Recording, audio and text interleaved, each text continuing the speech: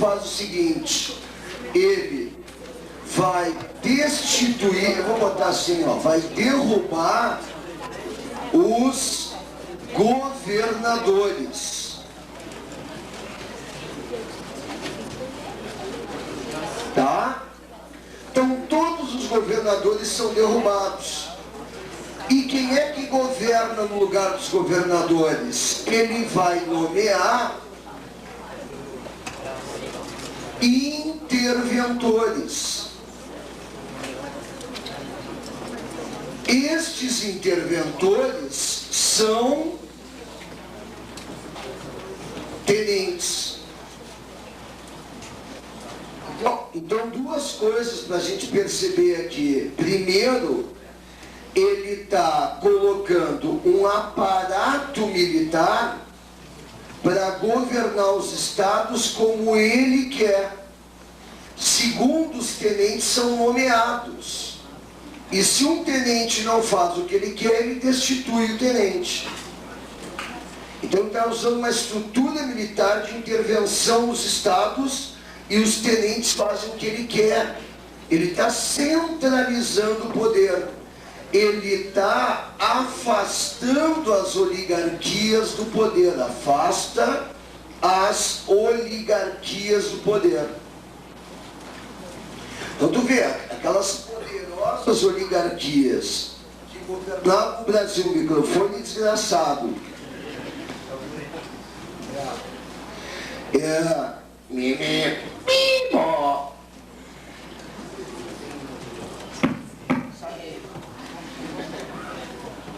Vai lá. Tá? Então olha aqui. Ó, cada vez que tu fala bombom, tu alimenta os doentes. Saca? Só pensa em comida. Como se o Grêmio ganhasse. Isso é um absurdo, o Grêmio sempre ganha. Mas é sempre assim. É sempre assim. O fiscal lá, pega o Vargas, está tirando aquelas oligarquias do poder e está intervindo, mas ele está o que, ó? Ele não está substituído por um poder democrático, ele está centralizando o poder, né? Centralização.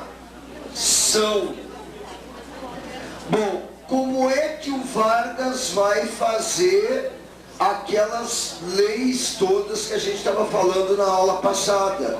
Ora, ele vai usar o que? O decreto-lei. Decreto-lei é um instrumento autoritário. Por que o decreto-lei é um instrumento autoritário? Porque tu não discute com o Congresso as coisas, não discute com a sociedade, nem com os partidos. Aliás, porque não tem Congresso, não tem partido. Vargas não fez nada, porque não tem Constituição. Ele faz o que ele quer, né? Então o decreto-lei, ele decreta as coisas e acabou, não tem discussão. Ou seja, isto aqui é mais do que a centralização, isso aqui é a ditadura. Então olha aqui, ó, isso é importante a gente se dar conta. O Vargas vem de uma escola política autoritária. E ele vai levar a nível nacional o autoritarismo do positivismo gaúcho. Ele é um cara certo na hora de crise. Esta centralização política será facilitada porque a sociedade precisa da intervenção do Estado na economia. E ele está fazendo isso ao mesmo tempo. Precisa da intervenção do Estado na área social. Então a intervenção econômica e social justifica a necessidade do centralismo político. Agora, o Vargas é membro da elite brasileira. Então Então nós temos uma elite que, através da ditadura, afasta as oligarquias e governa de forma autoritária. Mas os outros setores não vão protestar? Vão protestar. Quem? As velhas oligarquias que perderam o poder. Hoje a gente vai imaginar que os caras que governaram o país por 41 anos vão aceitar pacificamente a derrota. Então, as oligarquias querem recompor o poder que elas perderam em 30. Tu não te esquece que as oligarquias são liberais conservadoras, né? Conservadoras. Então, estas oligarquias liberais conservadoras vão tentar depor o Vargas porque não querem perder o poder. Tá, o que elas fazem?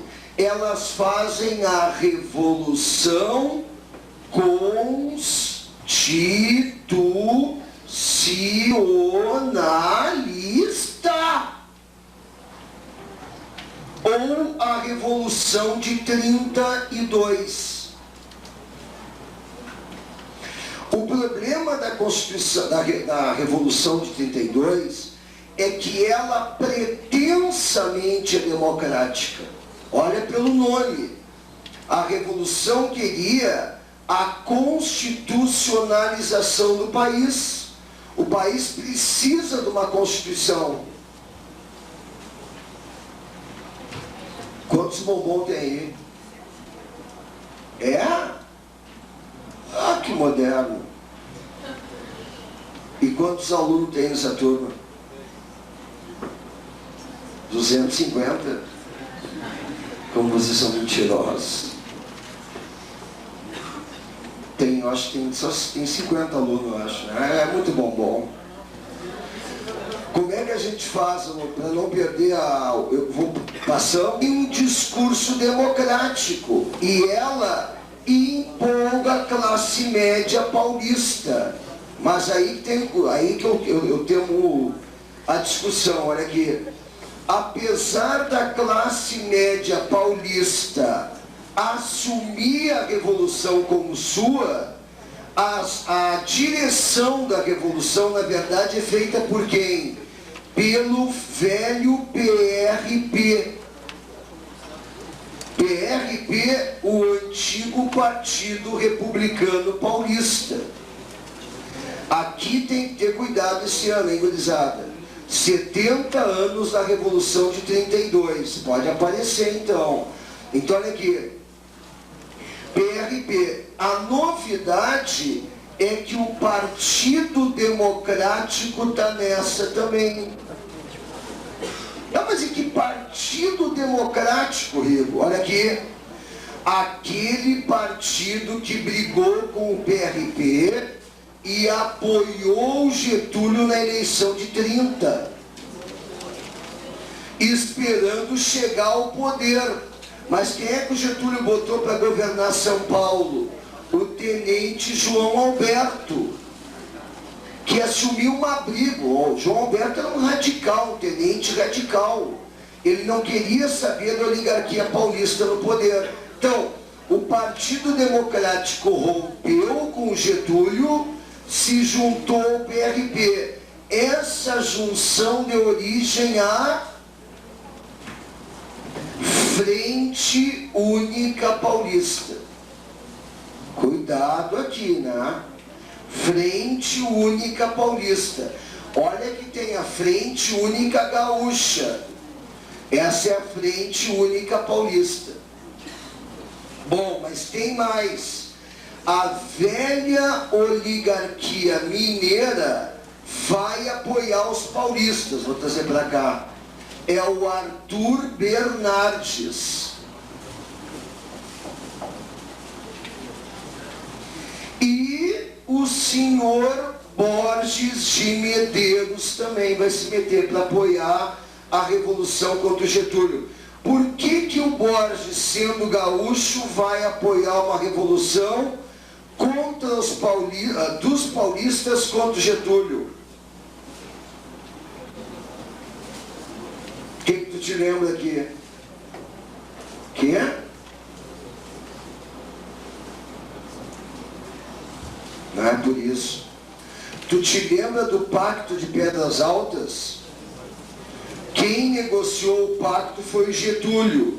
E quem se deu mal no pacto foi o Borges. Então o Borges ficou aguardando o momento de retalhar o Getúlio. Então tu cuidado aqui. Esse troço já caiu umas 4 vezes na prova. Tá?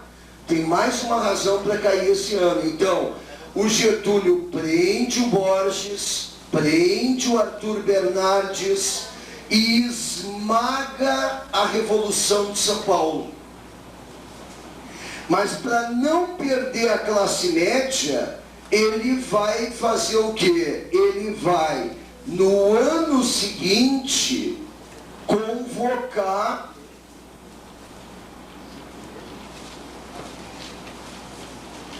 a Assembleia Nacional Constituinte. Para fazer o quê? A Constituição.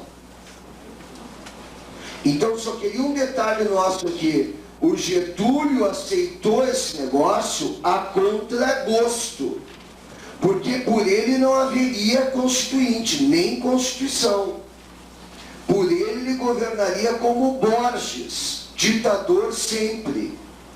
Mas ele foi obrigado pelas circunstâncias a aceitar isso. O Vargas é um cara autoritário que não acredita no liberalismo.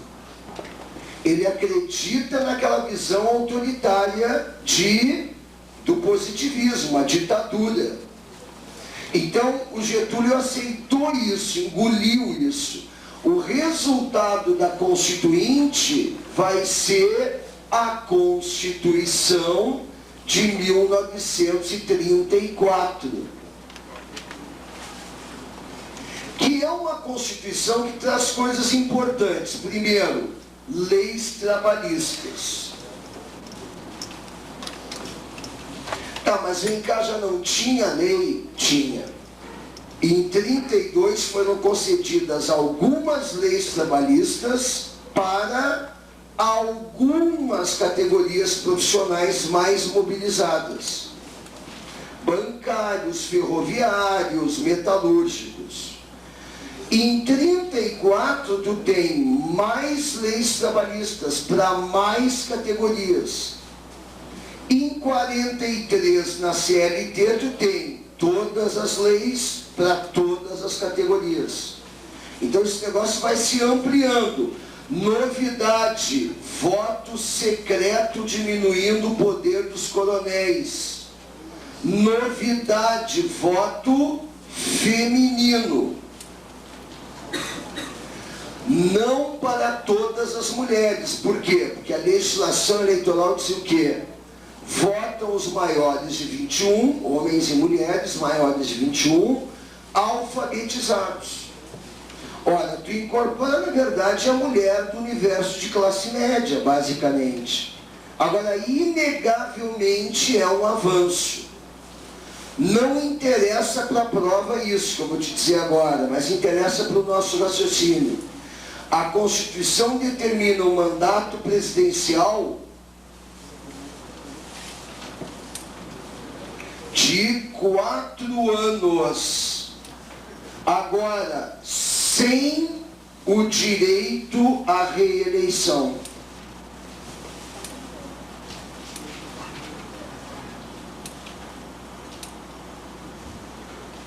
Bom, terminada a Constituição, a Constituinte vira Congresso e elege indiretamente o presidente. E aí o Getúlio é eleito presidente. Então começa o governo constitucional de Getúlio Vargas. 1934. Então, o governo provisório terminou em 34.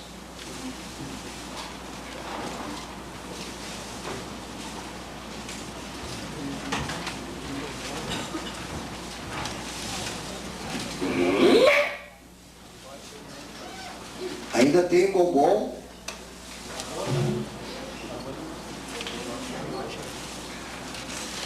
Se faltar bombom lá para os maconheiros, me avisem depois, tá? Que aí, em vez de maconha, em vez de bombom, tá. Mas isso não é motivo para pegar 2 ou 3 bombons. Bombons é ótimo. Tá?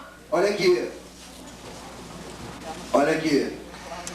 O governo constitucional, ele deveria ir até 38, mas não foi. Por que que ele não foi? Porque o Getúlio deu um golpe de Estado em 37. Por que que o Getúlio deu um golpe de Estado em 37? Porque ele não queria a eleição de 38. Porque senão ele não poderia concorrer. E ele teria que terminar a carreira política dele aqui. Então, o Getúlio é o grande conspirador contra a democracia desta época aqui. Nós temos um cara autoritário que foi obrigado a interromper a ditadura em 34 e vai retomá-la em 37. O governo é um período de autoritarismo crescente, de violência política crescente. Então tem que cuidar. Agora, o Getúlio vai se utilizar dos enfrentamentos ideológicos do período para justificar o golpe de 37. Quando ele deu o golpe, ele disse assim, ó: as paixões políticas ameaçavam levar o país para o caos político. E para defender as instituições democráticas, eu dei o golpe. É a coisa mais hipócrita que eu já ouvi na minha vida. Para defender a democracia, eu acabo com a democracia. Eu te amo, então eu vou te amar, eu vou te matar para te não sofrer. Que legal. Para preservar a tua vida, eu vou te matar. Ah, que legal. Então, claro, não existe isso, é uma justificativa. Agora ele vai se utilizar. O que houve aqui então? Houve uma radicalização ideológica muito grande no Brasil, porque isso também é um pouco reflexo do clima que se vive na Europa. Pô, 34, o Hitler já está no poder em 32, como chanceler. Em 33 ocorre o quê? O incêndio do Reichstag, do Congresso Alemão. Ele acusa os comunistas de terem incendiado o Congresso. E aí começam as leis de exceção. Aí o Hitler é um ditador. Então, começam as frentes antifascistas na Europa. E os partidos fascistas estão em alta. Fascismo na Itália desde 23, o nazismo na Alemanha desde 33. Então, isso se reflete no Brasil. Então tem que cuidar o seguinte: nós temos uma elite que está também dividida, radicalizada, com posições bem divergentes. Acabaram de ter uma luta armada, vencida pelo Vargas. Então tu tem o pessoal do Getúlio de um lado, que nós vamos começar a chamá-los agora de populistas. Tá? Quer dizer, os getulistas, que defendem a ditadura mas com algumas reformas sociais, mesmo que mínimas. Mas aceitam algumas mudanças sociais, como as leis trabalhistas e etc. Mas são populistas. De outro lado, existem o que nós vamos chamar agora, de agora em diante, de liberais. São os antigetulistas. São as oligarquias, derrotadas em 32, mas voltaram à carga. Eles são contra a ditadura. Claro, são liberais conservadores. Agora, não querem saber de reforma social, nem as mínimas. São contra as reformas sociais. Liberais conservadores, liberais na política, conservadores no trato da questão social. Agora surge mais uma frente política, que é a Ação Integralista Brasileira. Ação Integralista Brasileira, que é um partido fascista. O que quer dizer fascista? Fascista mesmo, nós não estamos usando nenhuma metáfora aqui. A Ação Integralista quer criar um Estado fascista no Brasil.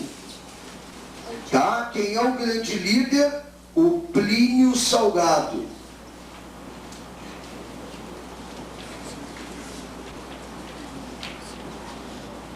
O lema da Ação Integralista vai ser Deus, Pátria e Família.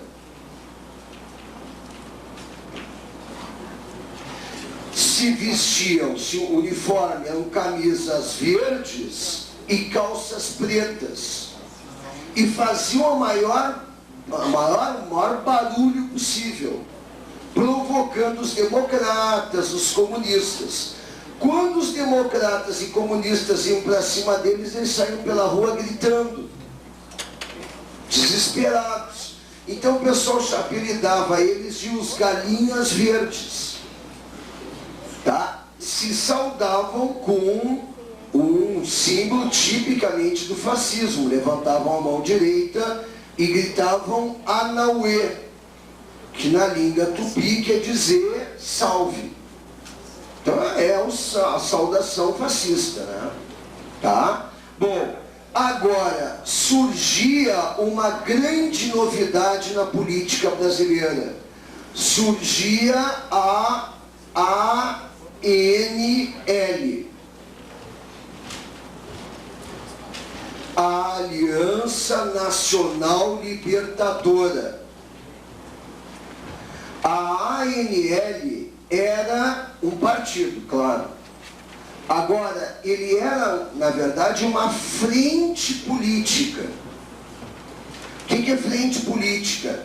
Vários agrupamentos políticos que vão se juntar, porque tem uma causa em comum. Tá? Então, quem é que vai se juntar aqui?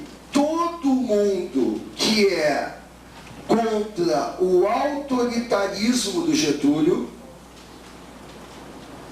que é contra o conservadorismo dos liberais e é contra o fascismo. Então a ANL é uma frente que defende o quê? Defende, primeiro, a democracia, o nacionalismo econômico e reforma agrária. Pô, toca no calo das oligarquias, hein? Ataca o Getúlio, ataca o fascismo. Então ela reúne democratas, liberais, comunistas. Agora, A ANL não é o Partido Comunista com outro nome. Não é. O Partido Comunista Brasileiro é um partido pequeno e radical demais. O Partido Comunista, ele é um partido esquerdista nessa época. O que é esquerdista? Só pode ter operário do partido. O intelectual, ele é visto com maus olhos. O intelectual é um pequeno burguês, que na hora H, ele não vai apoiar a revolução.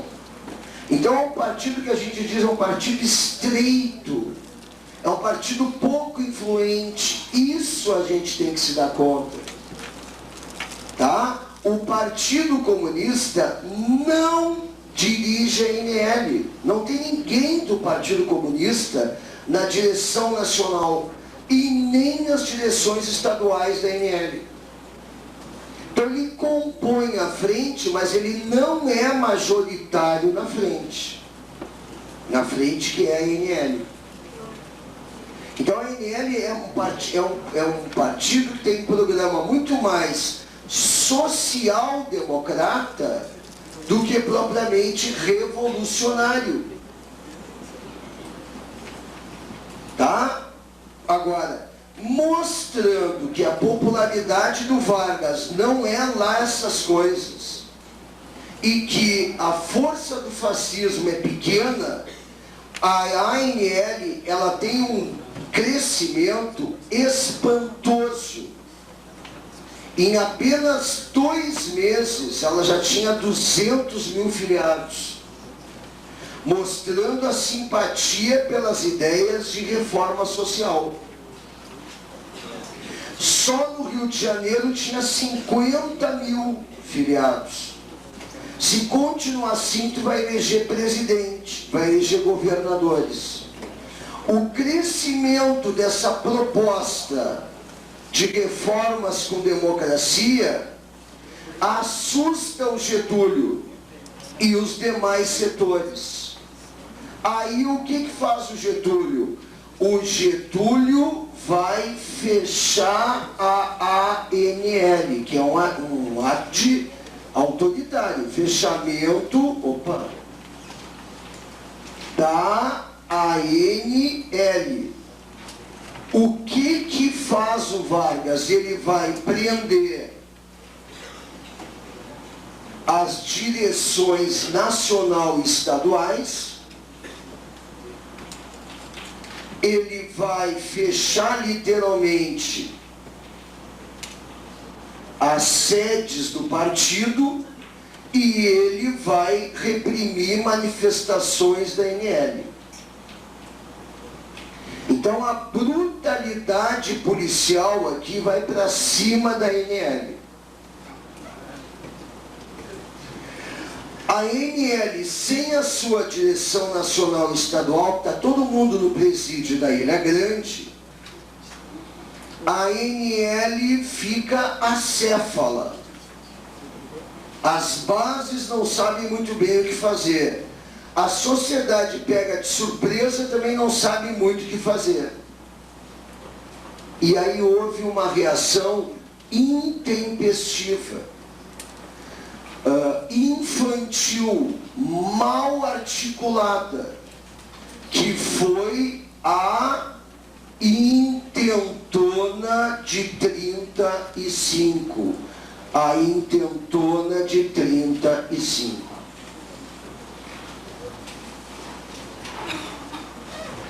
Quando eu falei intentona de 35, tu imediatamente pensou, a intentona comunista. Bom, primeiro deixa eu te dizer que não é isso. Tá? A intentona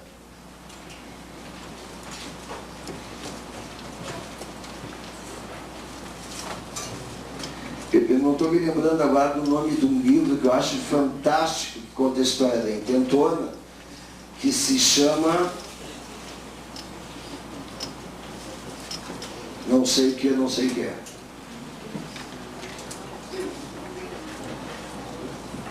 Sempre é tão bom, porque ele o título dá a ideia exatamente do que aconteceu aqui. Tá?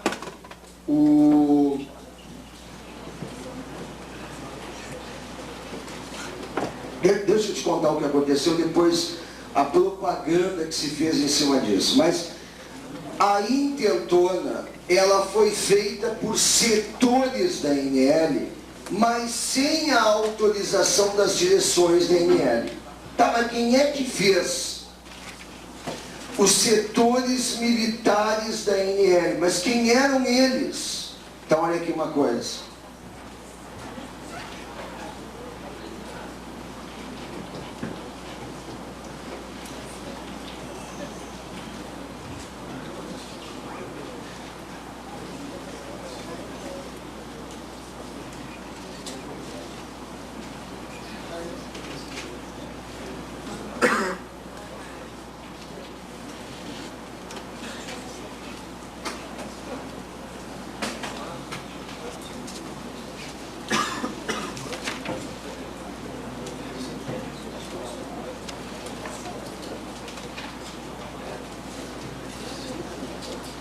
Os tenentes de 22 a 30 fizeram uma oposição armada contra as oligarquias.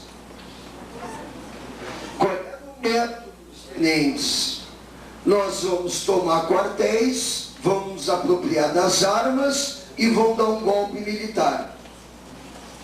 Essa tática era uma tática elitista. Por quê? Porque não organizavam um movimento popular para tomar o poder. Eles se julgavam uma elite política que faria isso em nome do povo. Então há uma vanguarda elitista aqui. Tá legal.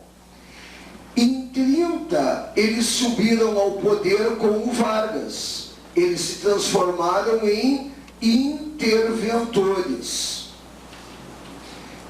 É o auge do poder dos tenentes.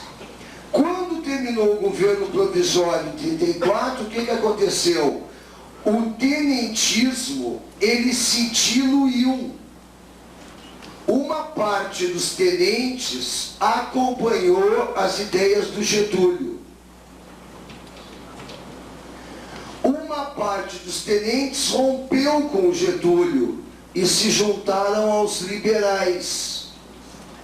Uma parte dos tenentes vai para a ação integralista.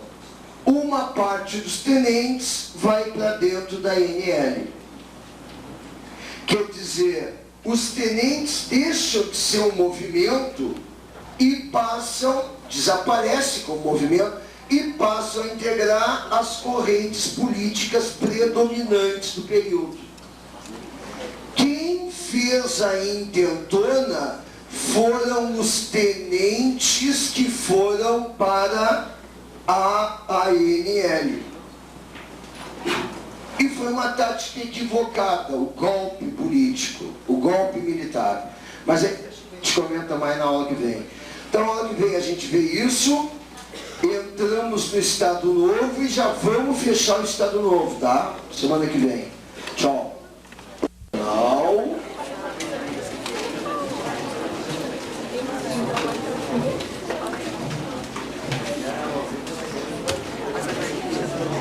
Nós temos o pessoal do Getúlio,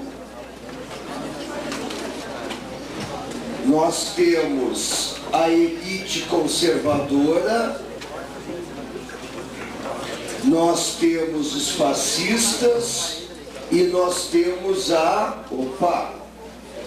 ANL, né?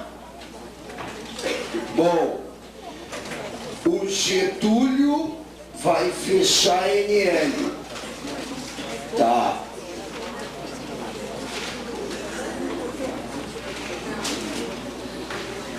E aí ocorre a intentona. Aí paramos aqui.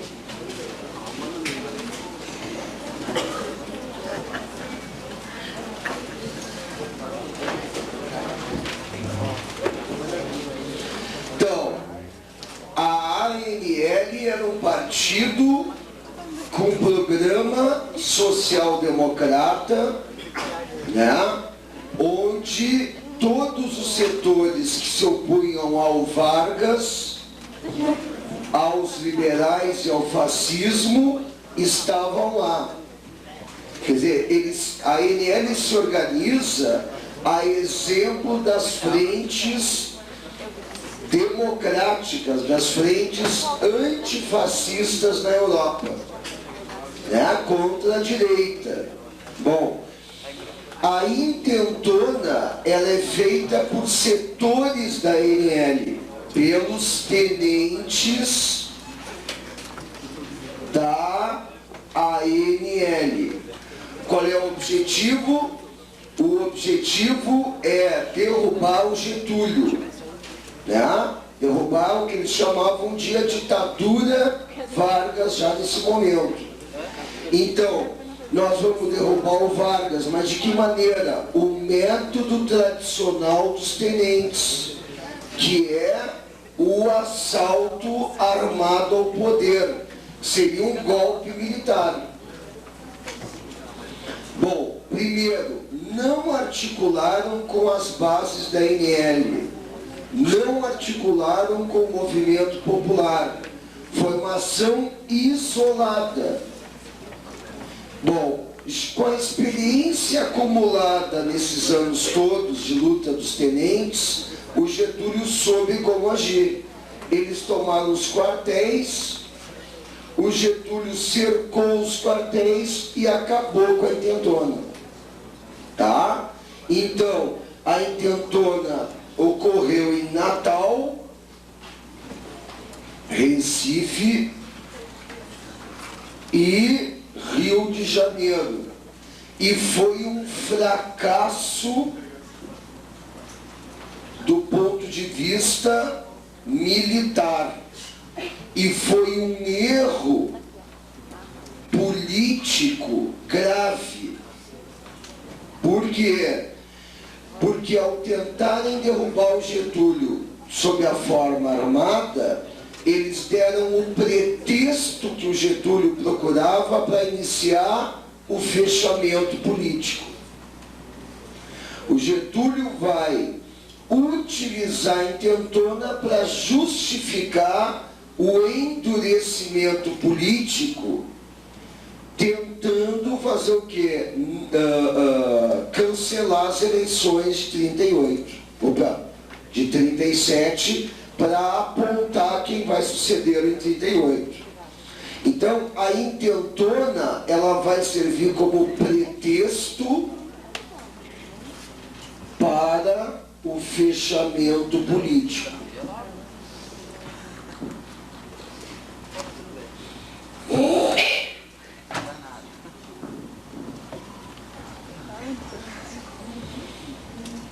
Certo?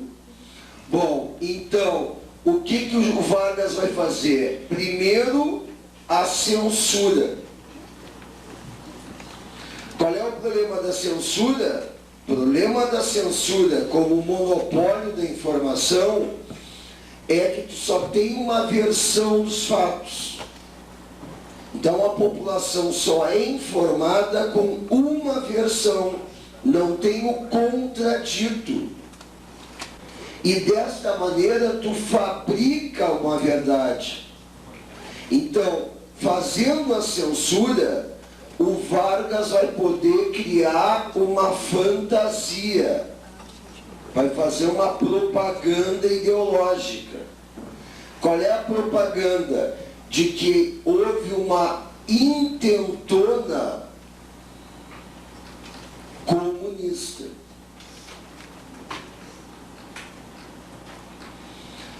De que o que aconteceu foi muito mais do que aparenta. De que a intentona era só a ponta do iceberg, de um enorme plano articulado a nível internacional. Então, o que vai dizer o Getúlio?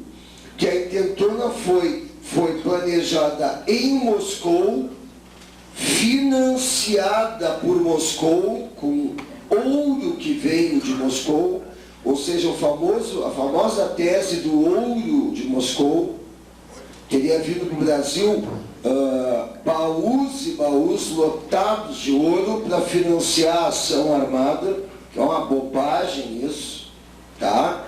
E que o objetivo era tomar o poder no Brasil e transformar o Brasil num satélite soviético, tá? Então o objetivo disso é criar o quê? O pânico na classe média. E o Getúlio conseguiu. Então a propaganda vai fazer esse discurso e o objetivo é causar pânico na classe média. E ele vai conseguir. Então a classe média assustada vai aceitar a brutalidade política, a brutalização da ação política por parte do Estado. Não, se é assim, então tem que reagir com força. Então a classe média vai aceitar o que é a brutalidade político-policial. Então começa uma repressão policial brutal,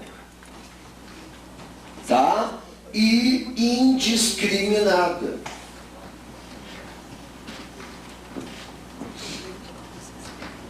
Ou seja, criando a fantasia, o Getúlio cai de pau em cima de todo e qualquer setor que se opõe a ele.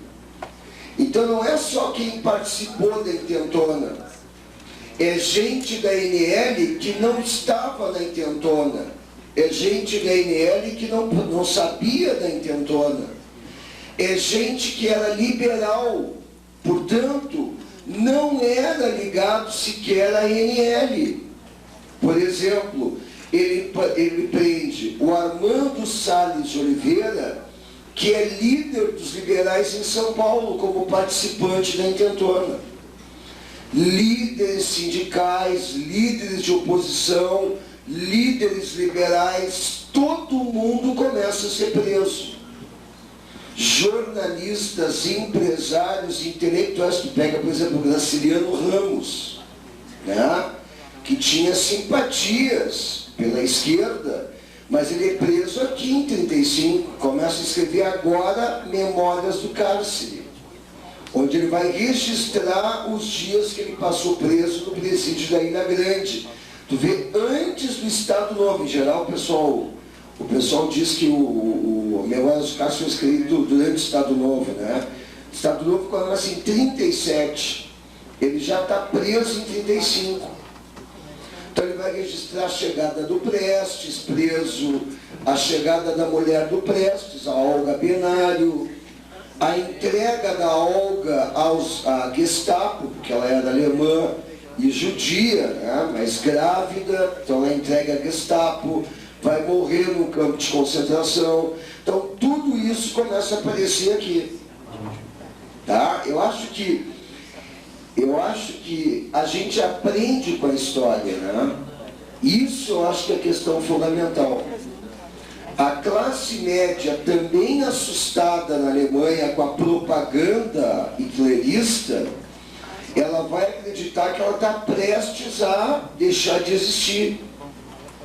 Então tu tem uma classe média pauperizada pela crise de 23, houve uma crise de 23 brutal na Alemanha, que é a chamada crise de reconversão depois da Primeira Guerra, onde em novembro de 23, $1, tu vê o que era? $1 significava 130 bilhões de marcos. Para te dar o que era a hiperinflação na Alemanha. Aí quando a Alemanha se recupera da crise de 23, estoura a crise de 29. Então uma classe média pauperizada, acreditando que há um plano dos comunistas para tomar o poder. O que a classe média alemã faz? Apoia a aventura de botar o Hitler no poder. Deixa só o pessoal se... estabelecer.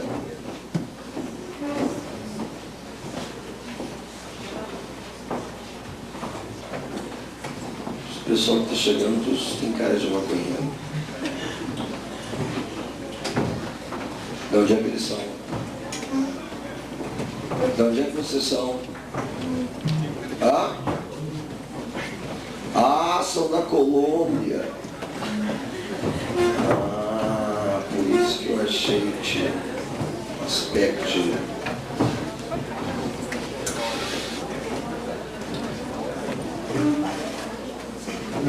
Tá? Bom, então a classe média em pânico e pauperizada, ela nunca vai apostar em mudanças. Esse é o fenômeno da classe média. Quando ela começa a empobrecer, ela sempre cai para a direita. E ela sempre apoia atitudes conservadoras. Esse é o perigo. A mesma coisa acontece na Itália com o fascismo, né? E a mesma coisa vai acontecer aqui. Bom, só que qual foi a experiência da Alemanha? Assim que o Hitler é eleito chanceler, o Hitler, em 32, em 33 ocorre o incêndio do Reichstag. O que é isso? É o parlamento alemão. Então ele aproveita para dissolver o parlamento, quer dizer, dissolve o Congresso. Então o Hitler já não tem mais um Congresso para barrar os poderes dele. Em 34 morre o presidente da Alemanha, o Hindenburg. E aí ele acumula as funções de presidente. Agora ele é chanceler, presidente, comandante em chefe das Forças Armadas e não tem mais o Congresso. Aí ele faz o que ele bem entende. Aí ele começa primeiro a cair de pau nos comunistas. A classe média apoia. Depois ele cai de pau em intelectuais e judeus. A classe média apoia. E depois ele enfia a Alemanha numa aventura que é a Segunda Guerra. Quer dizer, uma classe média pauperizada e fanatizada pelo Hitler. O nazismo é um fenômeno da classe média alemã. Hitler não foi eleito pelo operariado alemão, mas pela classe média, que acreditava que tinha uma conspiração judaico-bolchevique, quer dizer, dos judeus e dos comunistas para tomar o poder na Alemanha. Na Itália é a mesma coisa. Tu pega aquele filme que eu te pedi para ver, né, Novecento. Novecento mostra exatamente o surgimento do fascismo na Itália. Muito legal para vocês, para nós, de uma origem italiana, tu vê um pouco esse tipo de coisa. É interessante filme, né? Mas a mesma coisa está acontecendo no Brasil. Então a classe média apoia o que? Um Estado que vai se brutalizando. E dentro das forças policiais, tu começa a ver o quê? Que as chefias, que os comandos começam a se tornar cada vez mais arrogantes. Então a sociedade aos poucos vai sendo sufocada pela militarização. Isso é importante, eu acho que isso é importante para a gente ver o nosso momento, né? Quer dizer, hoje tu já vê coisas do tipo, direitos humanos é defender bandido. Quer dizer, nada mais incorreto do que isso. Direitos humanos é defender direito de cidadania. Se eu acho que um bandido, um assaltante não tem direito à cidadania, eu vou permitir que o Estado haja sem qualquer reserva contra alguns grupos sociais. Então eu vou autorizar, por exemplo, que aquele cara que o Estado considera bandido não precisa de direitos humanos. Então, se bandido hoje é assaltante, daqui a pouco bandido pode ser todo e qualquer pobre, classificado como bandido. Daqui a pouco qualquer cabeludo, menos professores de história. né, é classificado de bandido. Daqui a pouco todo mundo que torce pelo Grêmio é classificado de bandido. Daqui a pouco, ou seja, aos poucos, o conceito de bandido ele começa a se ampliar. Ao invés de ser um marginal social, ele começa a ser também quem? Toda e qualquer oposição política. E aí a sociedade não controla mais as forças policiais. No momento em que tu começa a militarizar a sociedade para combater o banditismo, a sociedade civil perde o controle. Então eu acho que hoje é certo derrubar a porta de um cara porque ele é pobre. É? Ah, mas na minha casa não, porque eu não sou pobre. Sim, mas acontece que a polícia já não tem mais controle social sobre as ações dela. Então, por isso que a questão não é defender direito de bandido, é defender direito de cidadania para todos. Ninguém pode ser preso sem mandato.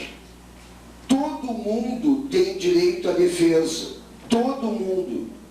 Todo mundo tem direito a não ser torturado, a não sofrer constrangimento. Porque tu não pode permitir que para alguns hajam direitos, para outros não, porque se isso se volta contra ti.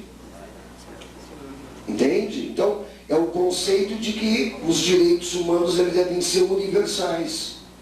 Aqui, a classe média abriu mão dessa prerrogativa. Os liberais, o que aconteceu logo a seguir com os liberais? Eles foram caçados pela repressão. Porque o Getúlio quer tirar os liberais da parada na eleição de 37. Tá? Aí o que ele faz? Ele decreta o estado de sítio. Ó. Pronto. Então a imprensa já está censurada. Não adianta tu tentar denunciar uma arbitrariedade que não vai ser publicada. A repressão se abate sobre todo mundo.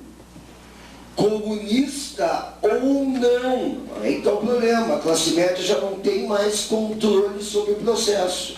Aí o Vargas decreta estado de sítio.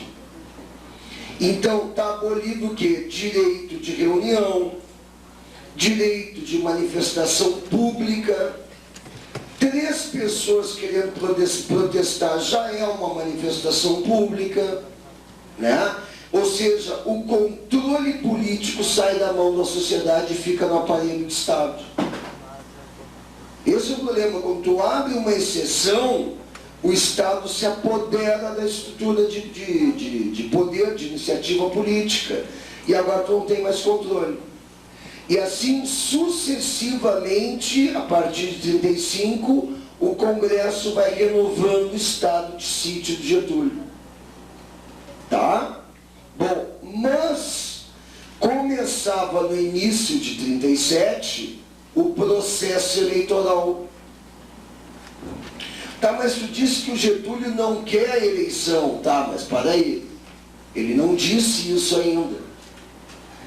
Então, as forças políticas se lançam. Os liberais lançam o Armando Salles de Oliveira. Tá? O Armando Salles de Oliveira é uma candidatura que cresce rapidamente. Por quê?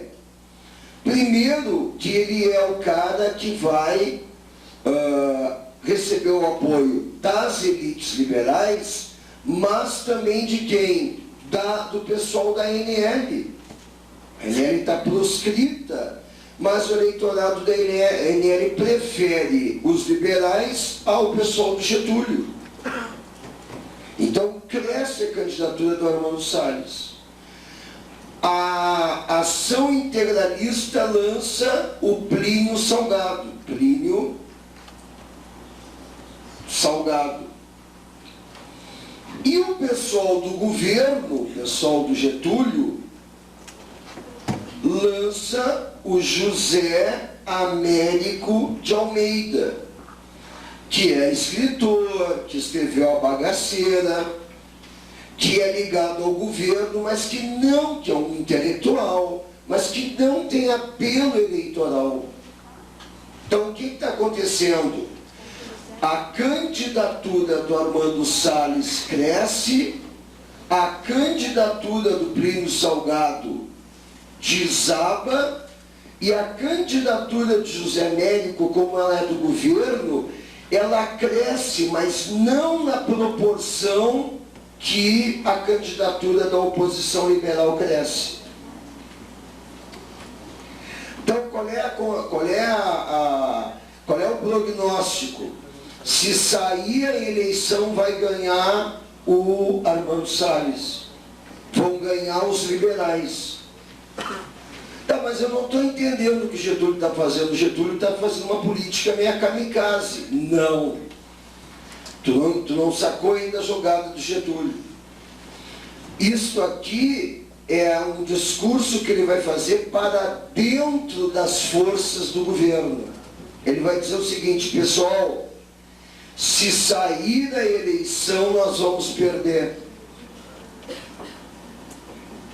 Eu não estou preocupado comigo, que eu tenho minha fazenda em São Borja, tenho minhas vaquinhas para cuidar. Estou preocupado com vocês. Nós vamos perder a eleição, vocês vão perder os cargos que vocês têm. Vocês vão ter que fazer o quê? Vender camiseta do Inter na esquina. Vão morrer de fome, ninguém vai comprar. E agora eu não sei. Aí alguém no meio da reunião vai dizer: mas Getúlio, e se a gente não fizesse a eleição? Aí o Getúlio vai dizer: boa ideia, eu não tinha pensado nisso ainda. Quer dizer, o Getúlio, na verdade, ele criou uma candidatura que não vai crescer para convencer os partidários dele a apoiá-lo no golpe. Então tu vê a jogada dele. Primeiro ele usou os comunistas para assustar a classe média. Agora ele vai usar os liberais para assustar os seus partidários. Agora ele convenceu todos que o melhor é não fazer a eleição. E agora vem o golpe de morte. Ele vai ao Congresso e denuncia o plano Cohen.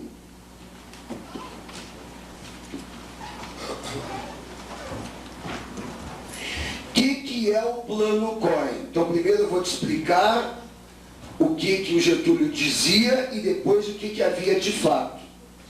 O Getúlio vai ao Congresso e vai à imprensa, às rádios, e denuncia uma nova intentona. Os comunistas estariam planejando uma nova tentativa de tomar o poder. Só que dessa vez eles vêm com tudo, eles estão muito melhor articulados. Bom, aí ele vai dizer o seguinte: tem generais metidos no meio. Na verdade, ele está tentando constranger o general Dutra. General Dutra, como o título diz, né, o cargo diz, ele é do exército. E não é que ele seja um democrata, mas ele não está apoiando o golpe. Vai vir a apoiar, mas por enquanto não. Tem governador metido no meio. Quem? Na verdade, ele está falando do Flores da Cunha, que é do Rio Grande do Sul e é contra o golpe. Tá? Tem empresários no meio, tem muito dinheiro no meio. Eu preciso de poderes para poder agir e salvar a sociedade da nova intentona. O Congresso autoriza os poderes que Getúlio pedia. Tá? Bom, não havia nada disso. O plano Cohen é uma ficção. É uma ficção elaborada por pessoas do governo. Quem imaginou o plano Cohen foi um cara, um tenente, na época, ligado à Ação Integralista, que era o Olímpio Mourão Filho, tenente. à época, ele virá a ser o general Olímpio Mourão Filho, que iniciou o golpe de 64 contra o João Goulart. Então ele imaginou o Plano Cohen. Getúlio pegou o Plano Cohen e fez com que ele parecesse uma verdade. Com os poderes excepcionais que ele ganhou, o que o Getúlio faz? Ele dá o golpe que ele imaginava desde o início. Um golpe de Estado com o apoio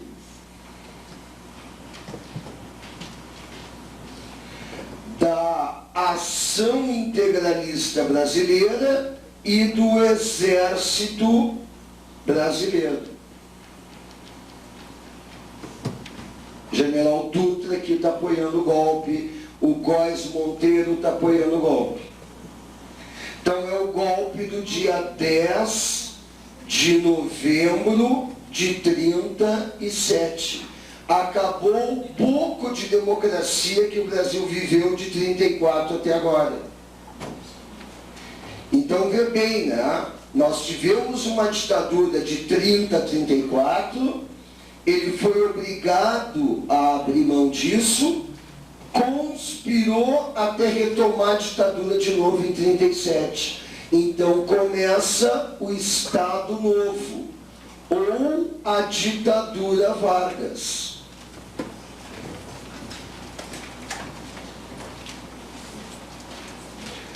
Bom, com uma nítida influência do pensamento nazifascista aqui, tá? A estrutura do Estado será uma estrutura muito semelhante ao Estado nazifascista. Então é a ditadura Vargas, é o Estado Novo. Bom, a Constituição de 34 não vale mais, ele outorga a Constituição de 37. Ou a Constituição da ditadura, ou a Constituição do Estado Novo, ou a polaca. Tá? Bom, pela Constituição, o Congresso Nacional não existe. As eleições estão canceladas. Os partidos políticos estão extintos.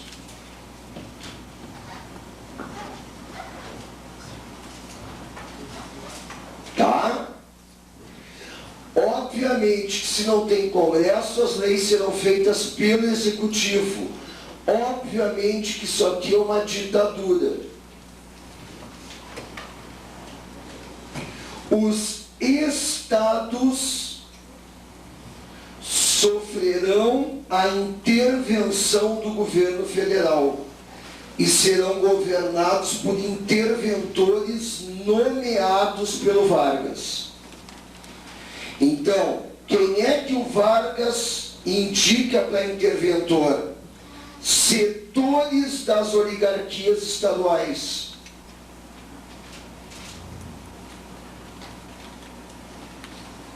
Que é uma medida inteligente. Ele pega a oligarquia gaúcha, por exemplo, ele pega um setor da oligarquia gaúcha e põe a governar o Estado, em nome dele. Ele tem o controle, porque é ele que nomeia o interventor. Se o cara se fresquear, perde a interventoria. Agora tem que imaginar que o interventor não é só ele, o interventor é ele e os secretários de Estado. O interventor nomeia os prefeitos. Os prefeitos nomeiam os secretários municipais. Então é todo um leque de cargos e de poder político, de verbas públicas, que uma parte da oligarquia vai ter na mão se fizer o que o Getúlio quiser. Então, na verdade, há uma centralização política, mas administrativa também. Tudo está na mão do Getúlio. não só a iniciativa política, mas a iniciativa administrativa. O controle da distribuição das verbas públicas, do dinheiro, está tudo com Getúlio. Para simbolizar o fim da federação, ele faz o quê? Uma cerimônia, onde se promove a queima das bandeiras, tá? E dos símbolos estaduais. Não existem mais estados, não existe mais regionalismo, não existe mais negócio de Rio Grande do Sul, existe o Brasil, e o Brasil é Vargas. Não me vem com esse negócio de farroupilha para cá que não vai funcionar, né? Ou seja, tudo está na mão do Getúlio, tá? Bom, além dos estados sofrerem intervenção, os sindicatos também sofrerão intervenção. Então não é só as elites estaduais liberais que saem perdendo, o movimento operário também. Quem é que vai dirigir os sindicatos? Interventores. Nomeados por quem? Pelo Ministério do Trabalho. Quem é que o Ministério vai indicar como interventor do sindicato? Um cara da categoria. Aí que está o problema, é um cara da própria categoria que vai ser interventor. Esse cara vai ganhar, como dirigente sindical, o salário máximo da categoria, mais o cargo de interventor do Ministério. Então você vai ganhar uma baita grana. E ele é interventor enquanto o Ministério quiser. Então ele vai fazer o que o Ministério quer. Qual é a tendência dele então? Não é representar a categoria, né, pressionando o Ministério. É representando o Ministério na categoria. Então ele tenderá a acomodar as coisas, diminuindo os choques entre as categorias e o Ministério do Trabalho. Então surge aqui o apelido, pelego sindical. Quer dizer, o que é o pelego? O pelego é aquilo que tu usa entre a montaria e o cavaleiro para diminuir o impacto, né, do montador cavaleiro da montaria. Então o pelego sindical é exatamente o cara que vai acomodar as coisas, diminuindo o atrito político. Então olha que controle, né? Funcionalismo público, ele cria o DASP, Departamento de Administração do Serviço Público. Não tem mais funcionalismo municipal nem estadual, é tudo federal. Então o controle das verbas, o controle dos impostos, o controle orçamentário é tudo do governo federal. Nunca houve uma centralização tão brutal na vida administrativa. A administração, leia-se, verba pública. Tudo depende do governo central, tá? E ele cria o símbolo do Estado Novo, o DIP, o Departamento de Imprensa e Propaganda. Departamento de Imprensa e Propaganda, que é criado ao modelo do Ministério da Propaganda do Terceiro Reich. Então, o DIP faz, a partir de agora, a censura. Tá? Censura nos jornais, imprensa, né? Censura na literatura, censura nas rádios. Que, vamos combinar uma coisa, né? É o grande veículo de difusão em massa da época. A rádio é, nessa época, o que é a televisão hoje. Então, entre aspas, as pessoas veem o mundo através do rádio. A grade de programação da televisão aberta hoje é a grade de programação da rádio. De manhã tem aqueles programas ali de entretenimento, culinária, Ana Maria Braga, aquelas coisas, Xuxa. Não ri, pois vocês assistiram muito a Xuxa. Xuxa.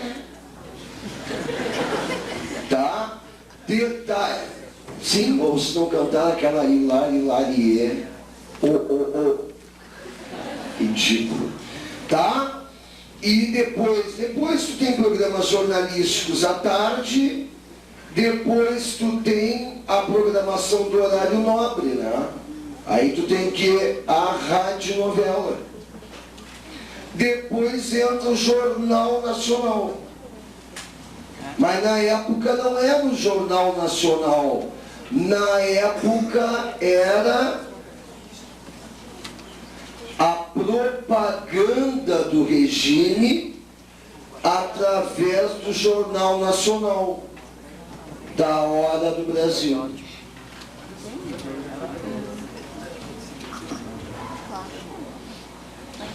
Né? Depois vinha a programação mais erudita no final da noite. Então é a mesma grade. A televisão é a rádio com imagens. Essa é a ideia de como surgiu a televisão no Brasil. Tá? Então não se fala contra o regime. E só se ouve falar bem do regime. A rádio é um veículo de informação barato. Todo mundo tem a rádio. O nazismo tem um marketing político perfeito. E isso vai ser usado no Brasil também. Então a população é informada, de novo, só com uma versão dos fatos. Ele ainda vai instrumentalizar a música popular brasileira, o samba. Por exemplo, ele institui na última noite do carnaval o desfile das escolas de samba. O melhor desfile, a diretoria ganha cargos no Ministério do Trabalho. O melhor letrista, cargo no Ministério do Trabalho. Os grandes cantores, né, de carnaval, cantores de marchinhas, de samba, contratos para cantar na Hora do Brasil. Então o que vai acontecer? Ele, aos poucos ele vai atrair todo esse mundo musical que começa a enaltecer o Getúlio. Então a música popular brasileira acaba instrumentalizada pelo regime e passa a apoiar o regime. Então é uma vasta estrutura de repressão política e de centralização administrativa, com uma gama enorme de censura e de propaganda ideológica, que vai criar uma imagem positiva do Getúlio Vargas. Tá? Agora a gente diria o seguinte, olha, não há regime autoritário que se mantenha no poder muito tempo, se a economia estiver mal. Se a economia está mal, as pessoas tendem a se tornar mais críticas a nível político. O segredo do Getúlio, nesses 8 anos, é que não foi apenas a estrutura autoritária, foi também o quê? A estabilidade econômica.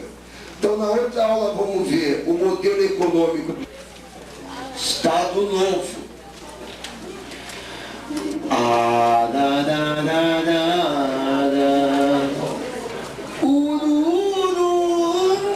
Tá. Tu fez alguma coisa errada na festa? Te comportou?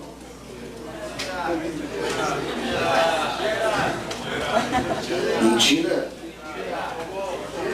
Tu te comportou. O Estado Novo, ele vai entrar em crise, tá? Em 1944. Então a gente tem uma estrutura autoritária que, à base da expansão econômica, manteve o regime muito bem obrigado.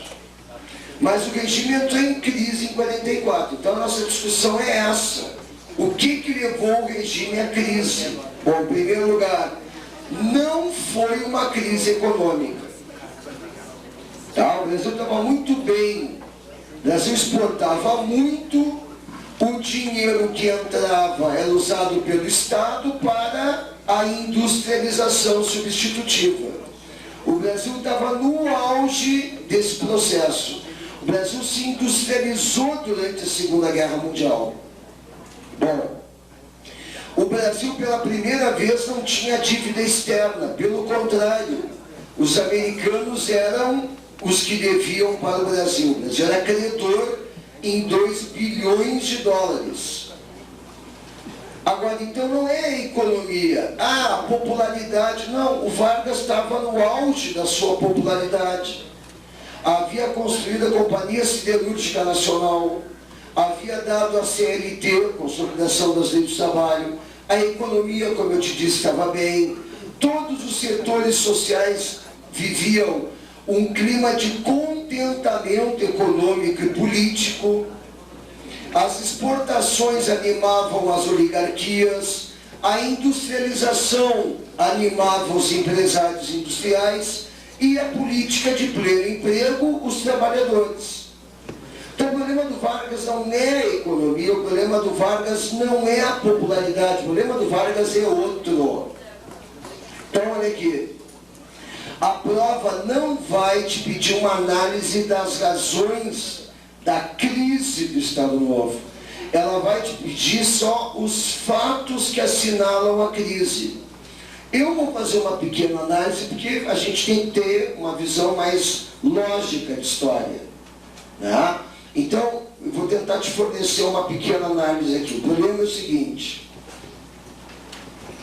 O Brasil, desde o período colonial, a gente tem insistido contigo sobre isso, ele tem uma cultura política formada em cima do liberalismo.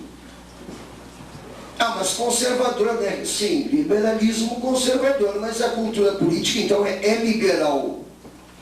Isso naturalmente nos aproxima da França, da Inglaterra e dos Estados Unidos. O Brasil, no Império e na República Velha, teve grande influência da cultura europeia. Toda a elite brasileira é uma elite formada na cultura europeia, francesa, inglesa. Então nós temos uma cultura política e uma cultura, de modo geral, muito mais próxima das chamadas democracias liberais. Só que nós vivemos no Estado Novo num regime autoritário que se formou a imagem do nazifascismo. Então é difícil fazer isso. Quer dizer, como é que tu vai sustentar uma ditadura parecida com o nazifascismo, com a estrutura nazifascista, com a estrutura do Estado alemão, por exemplo, e do Estado italiano, se a cultura da elite da classe média são liberais? Então, o que o Vargas consegue fazer durante um certo tempo? À base da censura, ele faz com que a guerra seja vista como uma coisa distante do Brasil. A guerra não é uma guerra mundial. E era, né? Mas a guerra não é mundial. Como é que o Vargas trata a guerra? É a guerra na Europa. Não é uma guerra entre ditadura nazifascista e democracia liberal. é uma guerra entre França e Alemanha por problemas particulares, específicos.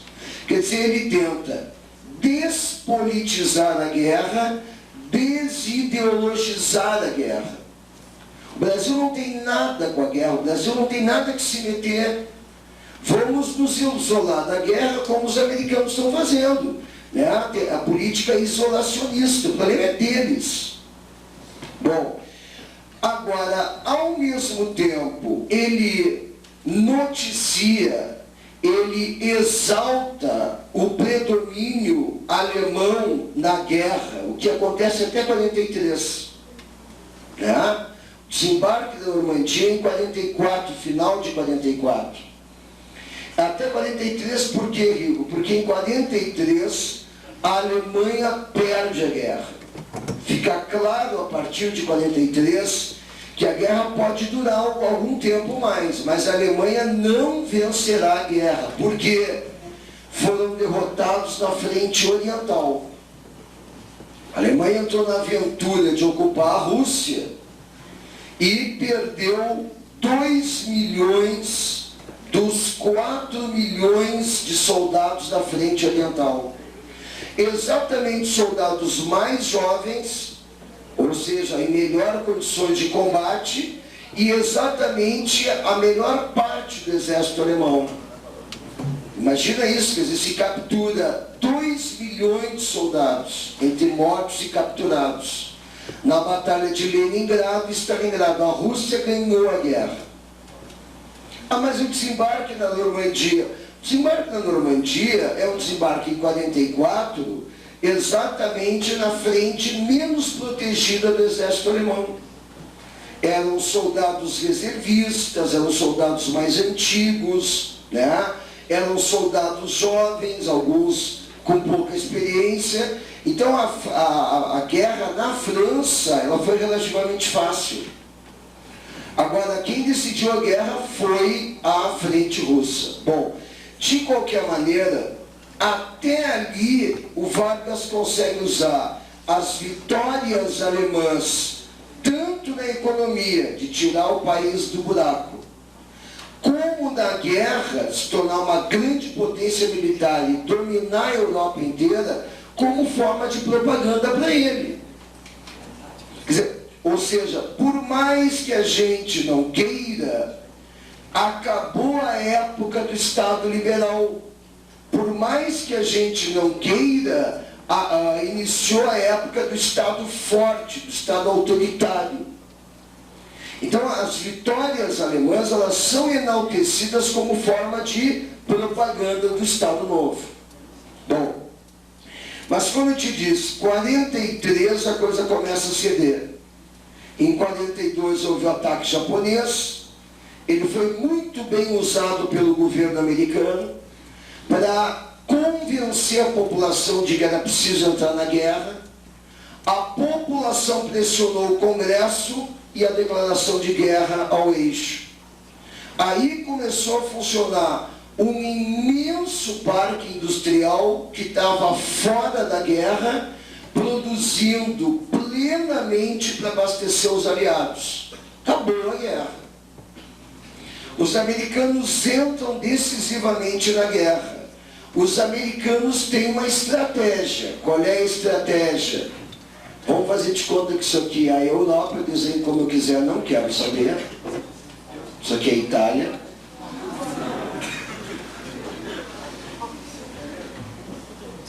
O que é? Hã? Putz, não sabia desenhar a Itália, que foda.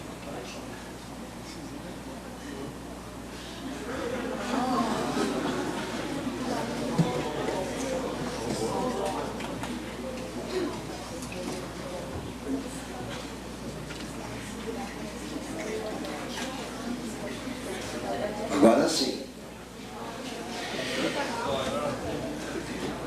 Os alemães dominam aqui.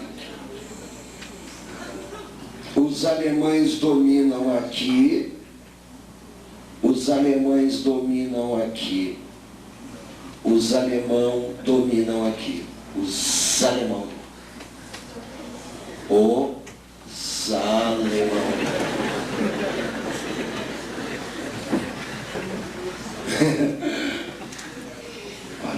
Tá. Então, aqui os russos vão tomar conta dos alemão. Tá? Bom, mas então qual é o negócio? Nós temos que acabar com a ocupação alemã no norte da África. Tá? A seguir nós vamos invadir a Itália. E depois nós vamos começar a guerra na Normandia. Tá? Bom, então nós precisamos do quê? Nós precisamos de comboios que comecem a descarregar tropas e material bélico aqui. Isso significa andar pelo Atlântico Sul. Só que os alemães vão botar submarinos aqui para impedir isso. Então, é fundamental uma base aérea e naval no Brasil. O Brasil é estratégico para isso aqui.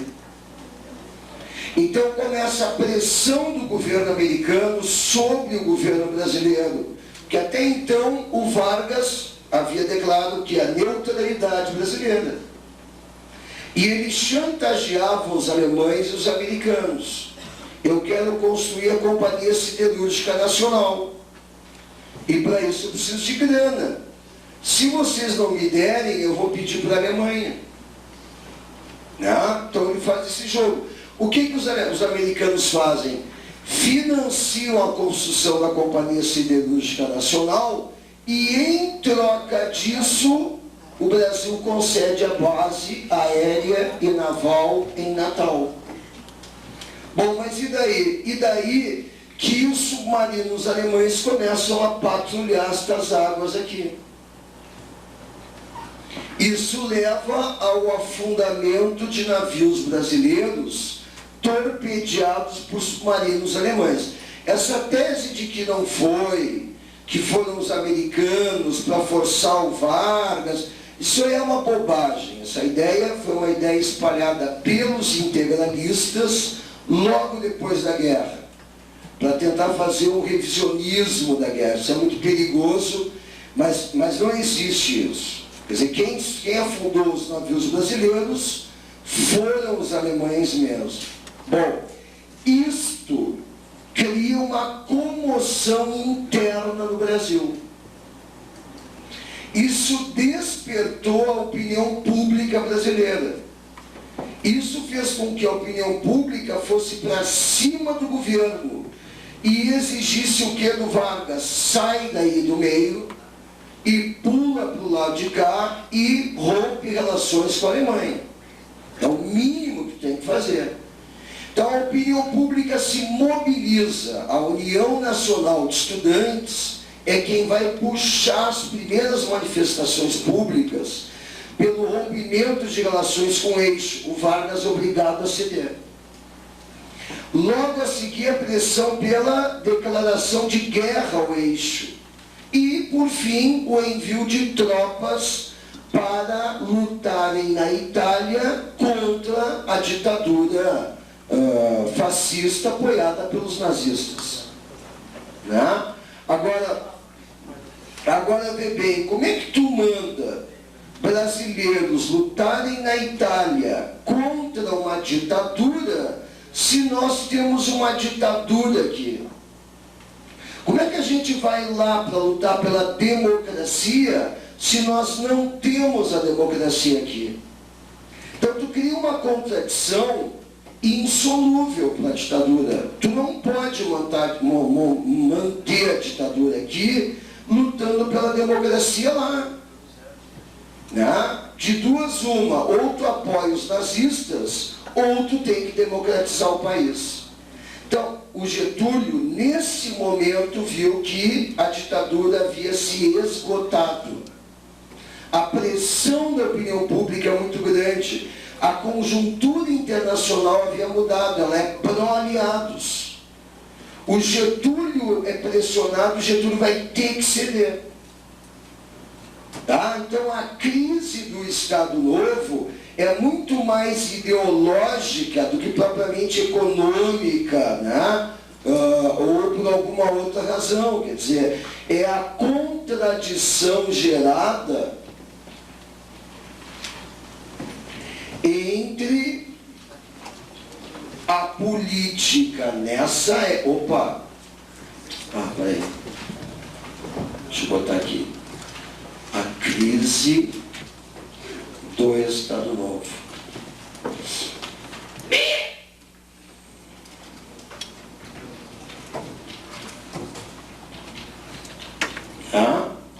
Então, a contradição entre a política externa, a partir de 44, e a ditadura Vargas dentro do Brasil. Tá? Então, nesse sentido é que eles podem te pedir as manifestações populares que vão obrigar o Vargas a democratizar o país. Então, primeiro, as passeatas, tá? Da União Nacional dos Estudantes,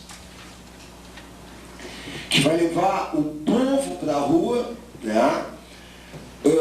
O manifesto dos advogados reunidos em Minas Gerais, o manifesto dos mineiros, que exige a volta do Estado de Direito, quer dizer, a volta da democracia.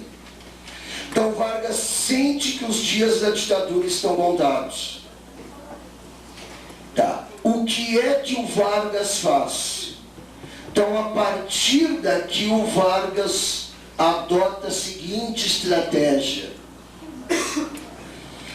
Eu dou os anéis para não perder as mãos. Eu vou conceder a democratização, mas eu pretendo permanecer no poder. Eu vou acabar com a ditadura e continuo governando o Brasil. Como? Eu vou convocar eleições e com a minha imensa popularidade eu vencerei as eleições. Esse é o jogo do Vargas.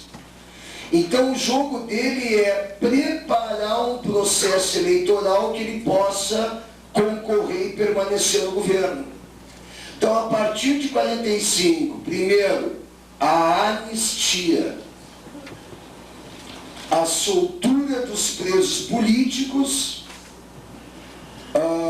e a volta dos exilados ao país. Tá? Começa o debate político novamente. Depois ele faz a extinção da censura.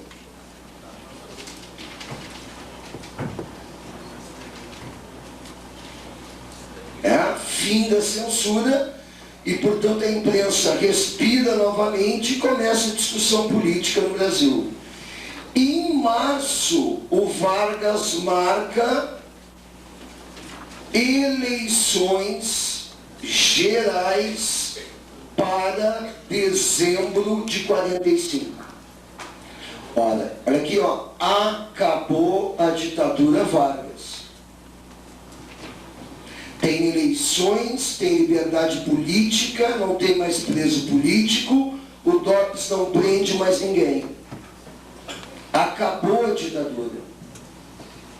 Isso é que na verdade está acontecendo. E no mesmo momento que tu marca eleições, começa a reorganização partidária.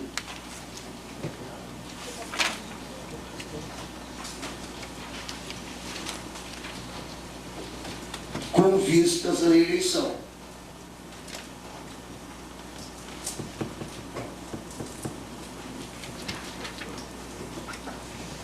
Bom, o Getúlio cria o partido para ele, o PTB, Partido Trabalhista Brasileiro. Olha aqui, ó, nós só tínhamos partidos regionais até agora. A partir de agora começam os partidos de âmbito nacional. Tu tinha PRP, tu tinha PRR, tu tinha PRM. Agora tem partido nacional. O PTB é o partido que o Getúlio criou para ele concorrer. Então é um partido getulista. Então é um partido nacionalista.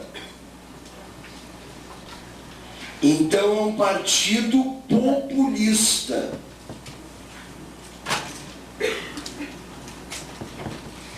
É um partido que tem a sua base eleitoral nos centros urbanos.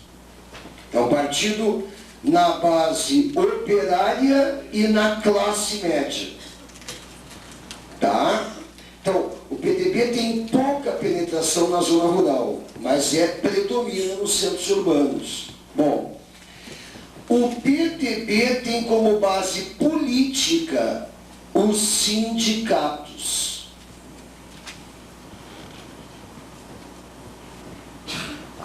Quem são os sindicalistas? São os interventores durante o Estado Novo. Então é o chamado peleguismo sindical, que domina o movimento sindical brasileiro e está lá no PTB. Quem domina o movimento operário é o PTB, não é o Partido Comunista. Isso vale para a época que nós estamos botando aqui no quadro, vale para todo o período que vai até 64. Tá? Então isso não vai se alterar. O que vai acontecer é que o PTB, aos poucos, ele vai crescendo. E ele realmente ele chega em 64 com um programa menos populista e mais social-democrata. Ele evolui. Mas isso não muda muito, então. Bom, nasce o PSD, Partido Social Democrático. O maior partido brasileiro até 64. O maior quer dizer que na maioria do período até 64 ele tem a totalidade dos governadores. Ele tem 60%, às vezes 70% do Congresso. É um imenso partido conservador. O PSD é o partido das elites rurais. Portanto, é um partido que já nasce pronto. É um partido que vai reunir as elites de todos os estados, imagina. A maior parte dos ministros do Estado Novo, a maior parte dos interventores da época do Estado Novo vai todo para lá. Ele não é, a princípio, anti-getulista ou getulista. Ele é um partido da elite.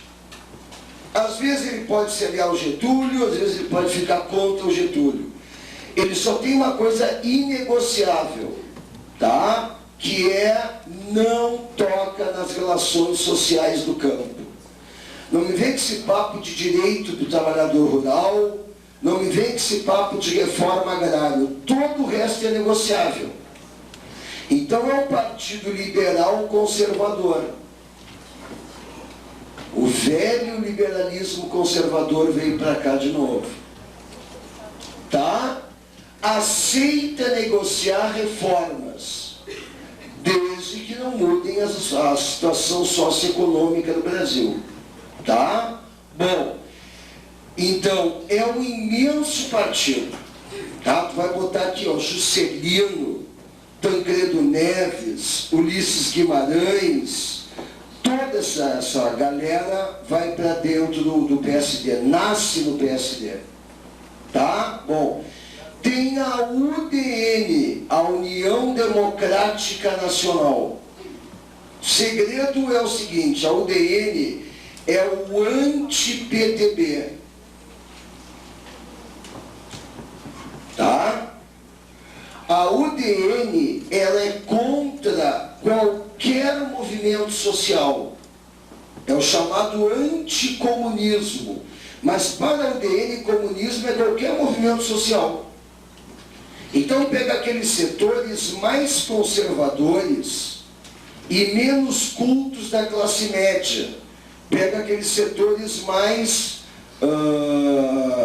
mais desinformados, preconceituosos da classe média, setores conservadores da classe média urbana. Então, ele é antinacionalista,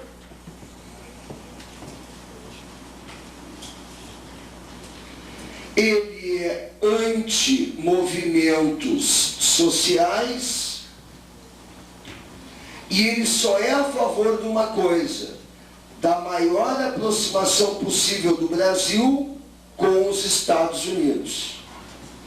É o partido mais canalha da história do Brasil. Rigo, mas eu penso assim e eu não me acho um canalha.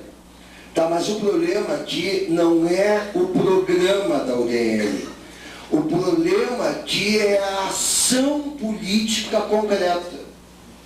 A UDN se diz democrata e acusa o Getúlio de ditador. E aí tudo bem. Mas assim que ela perde as eleições, ela sempre vai perder as eleições. A única eleição presidencial que ela ganha é do Jânio, mas o Jânio renuncia.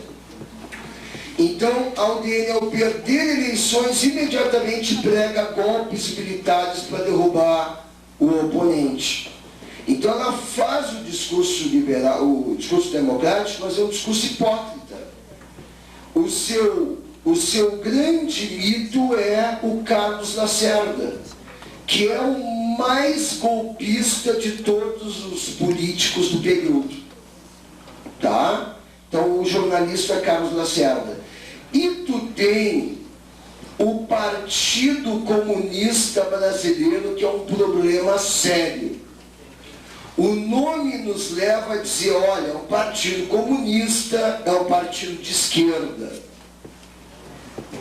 O problema é que o Partido Comunista Brasileiro, ele vai colocar em primeiro lugar a luta pelo nacionalismo.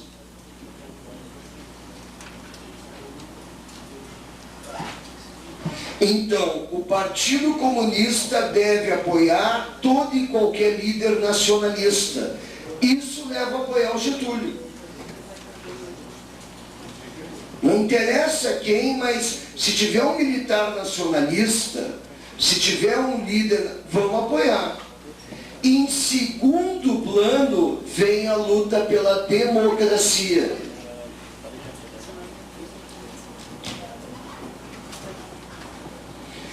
Em último plano, a luta pelo socialismo. Então, apesar do nome e da pretensão, o Partido Comunista está mais para um partido social democrata do que para um partido de esquerda. Partido revolucionário de esquerda. Isso eu não sei se é um elogio ou se é uma crítica, né? A esquerda tem acusado historicamente o Partido Comunista por isso. Tá?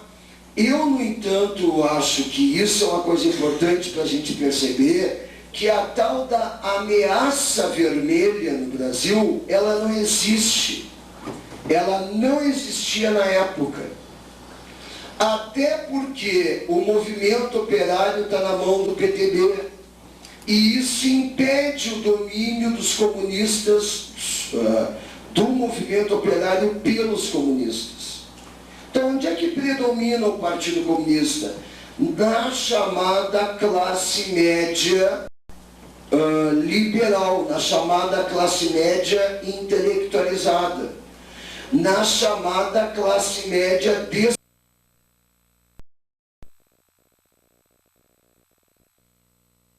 estudantes, intelectuais, jornalistas, vanguardas culturais. Então é um partido sofisticado, é um partido onde se produz as melhores ideias e análises sobre o Brasil. Todo grande intelectual, ele naturalmente se ligava ao Partido Comunista.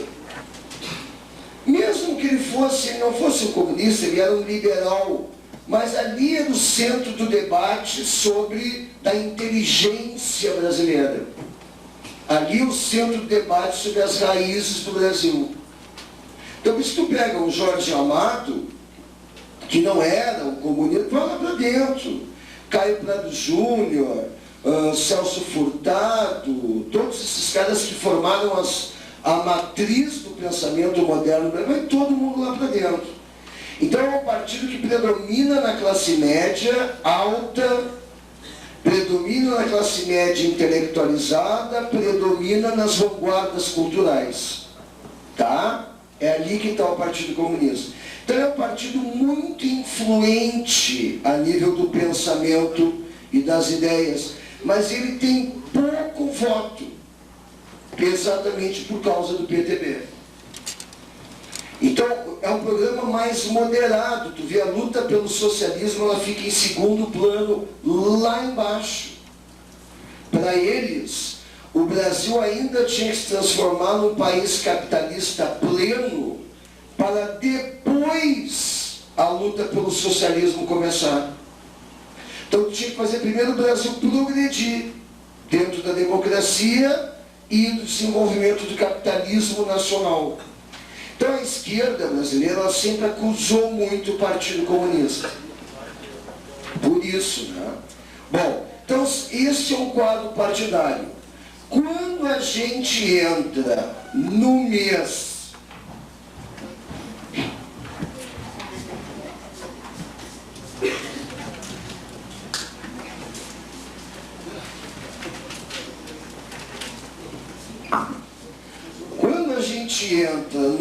de agosto, ocorre o seguinte: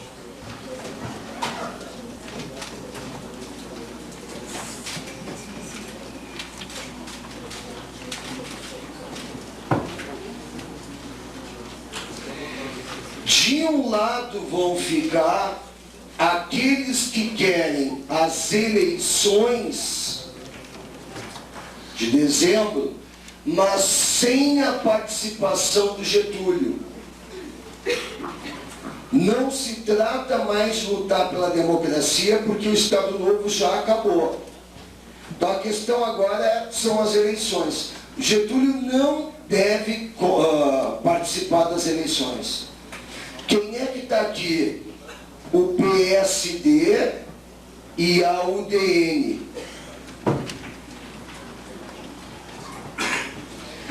Só que acontece um fenômeno interessante no Brasil.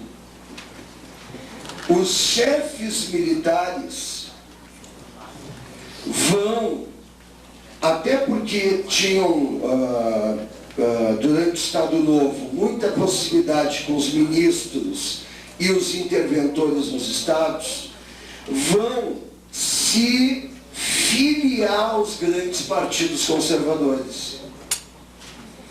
E vão utilizar a sua condição de chefes militares para intervir na política brasileira. Então eles acabam vinculando as Forças Armadas à política partidária. Então o que a gente diz? A gente chama isso de partidarização das Forças Armadas. Partidarização das Forças Armadas, quer dizer, as Forças Armadas acabam virando braços armados dos partidos, acabam sendo usadas para intervenção política.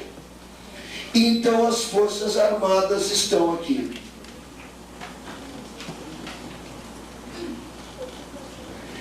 Do outro lado tu tem o pessoal que quer a eleição de dezembro com a participação do Getúlio.